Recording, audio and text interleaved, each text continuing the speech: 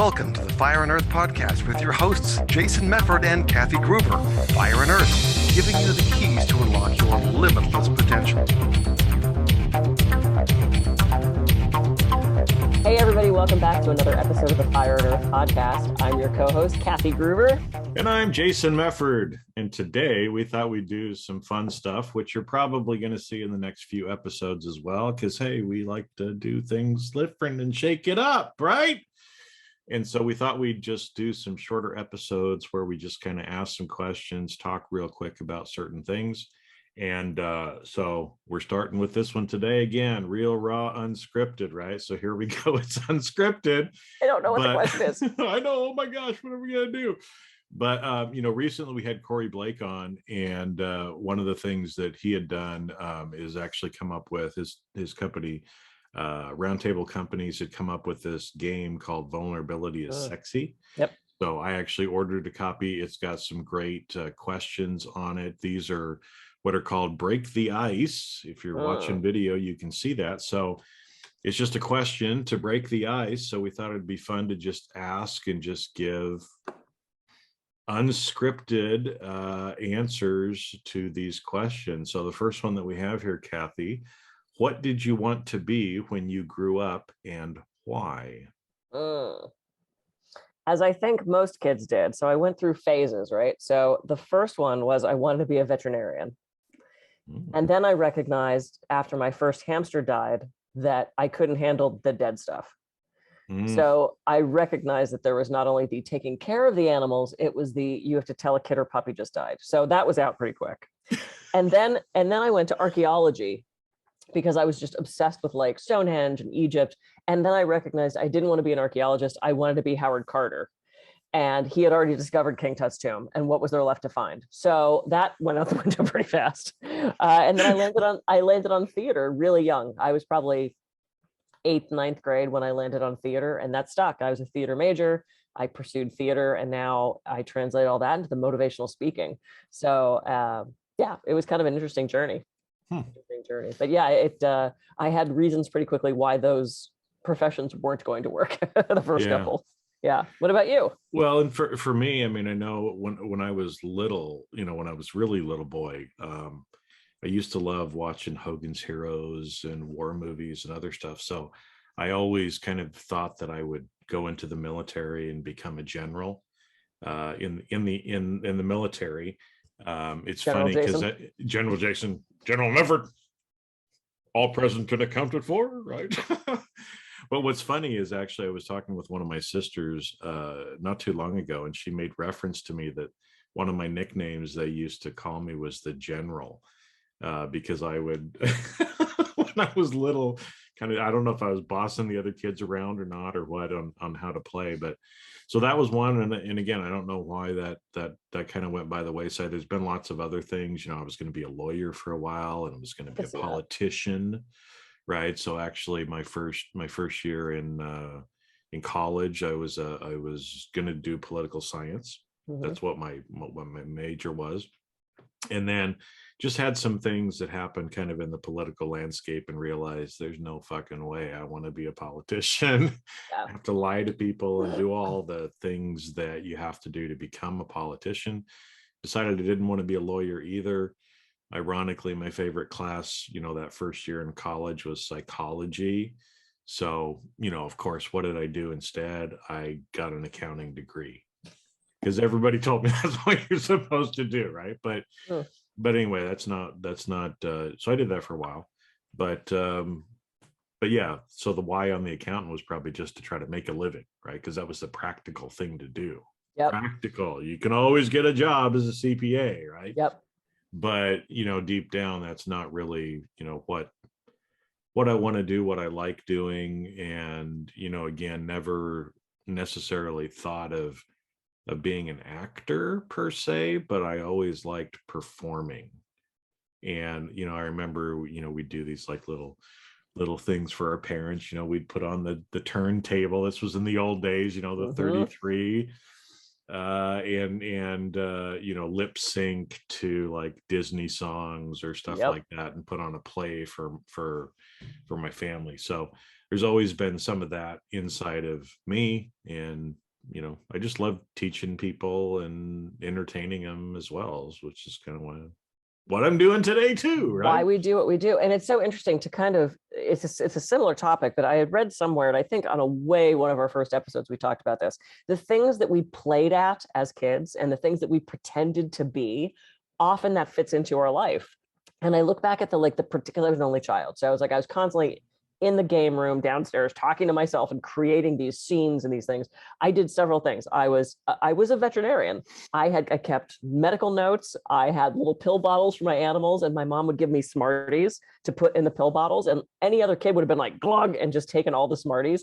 I actually doled them out to the animals. I had a very specific chart. Capricorn was alive and well even when I was like 6. They were color coded too, aren't They were It's totally like, color coded. You have a headache, so here's this one for that. I kept vaccine charts and this whole thing, or I was Wonder Woman.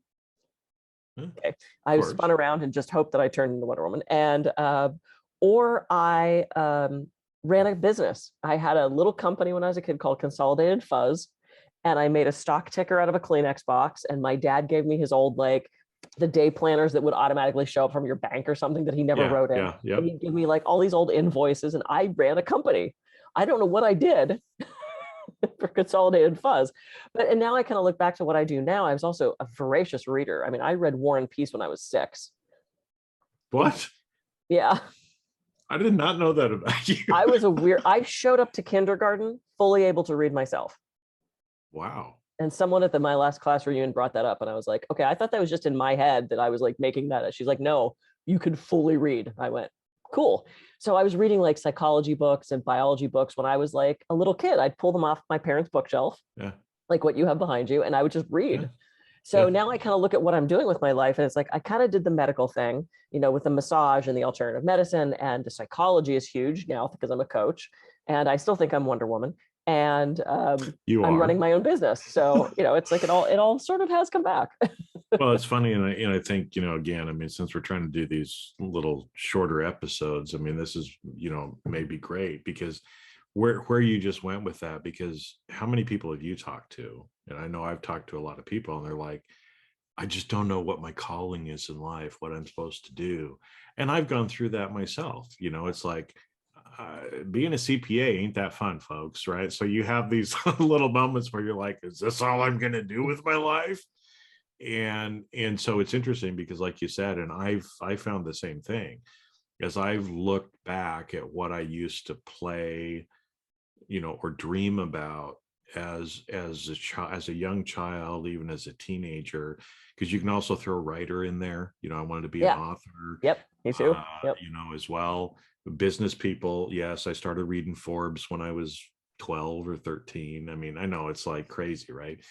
But all of those things, when you put it together, you probably already know, right? So if those of you that are listening, if you're sitting there going, I don't know what I want to do with my life, well, rewind and think a little bit about your childhood. Think about what you dreamed about doing as a teenager, and chances are that's where you're going to find your answer.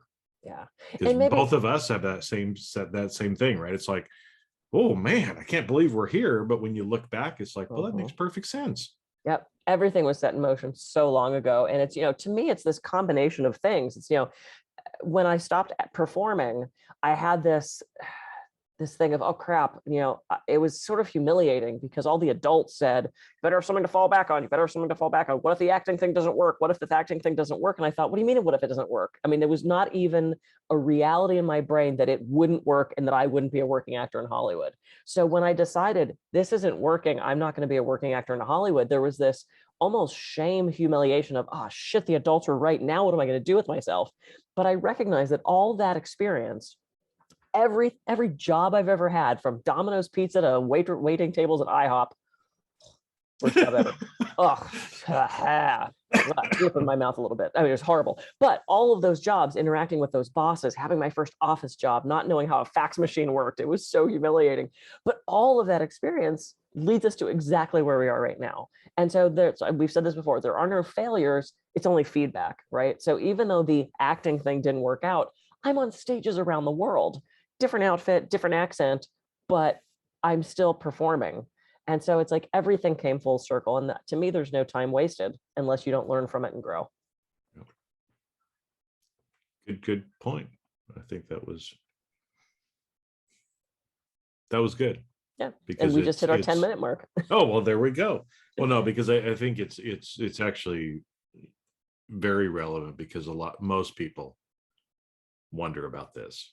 Uh-huh. And there's also the other side of like you said, is sometimes we might be doing certain jobs, doing certain things that we don't necessarily want to be doing, but we're also serving in our own way, right? And so, like you said, even waiting tables at IHOP, the way you did it, you could still serve the people who were there, and it still made you who you were. I mean, when we talked to Dennis, everything I needed to learn, I learned waiting tables, right? Yep, absolutely true. And so, even if you might not be exactly where you want to be, just try to incorporate more of who you are into what you're doing, and see the bigger picture until you can make whatever the next step happens to be in your life. Yeah. And what skills are you acquiring? What are you learning from that thing you're doing right now, or did do? When I have clients, this is real quick, and then when I have clients trying to figure out what their next step is in their career,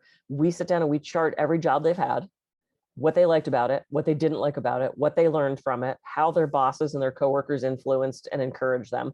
And we put that together as a roadmap to, okay, what do you want to do next? Let's pull those good things, those good qualities and traits. Now you have your next step. And it's such a meaningful activity.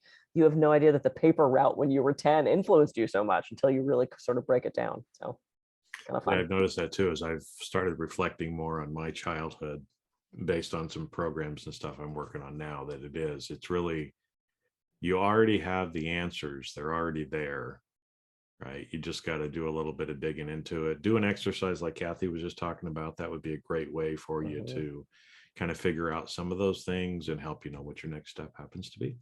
Yep. Cool. It's all about self-exploration, right? Hey, we just hit the 12-minute mark. Perfect. Woohoo. Perfect. All right. I'm Kath. Perfect. General Jason. I'm Kath. You're such a goofball. I just can't see it. I mean, I can totally see you being an attorney. I think you'd make a great attorney. The general thing? No. And they can't see that? Okay. Can't see it. Oh, no. Have you met you? Can you? No, it's not impossible. So you made a good choice. Okay. I would be a Bill Murray Stripes kind of right. Officer, right? We're doing army exercises, sir. And those don't actually exist in the real world. Those get killed. So yeah. Okay. Yeah, we don't want that. All right. Well, I'm Kathy Gruver. I'm not a general. I can be reached at kathygruver.com. And I'm Jason Mefford, who is also not a general, but I can be I can be reached at jasonmefford.com. So go out, have a great rest of your week, and see you on the next episode of the Fire Nerd Podcast. See ya.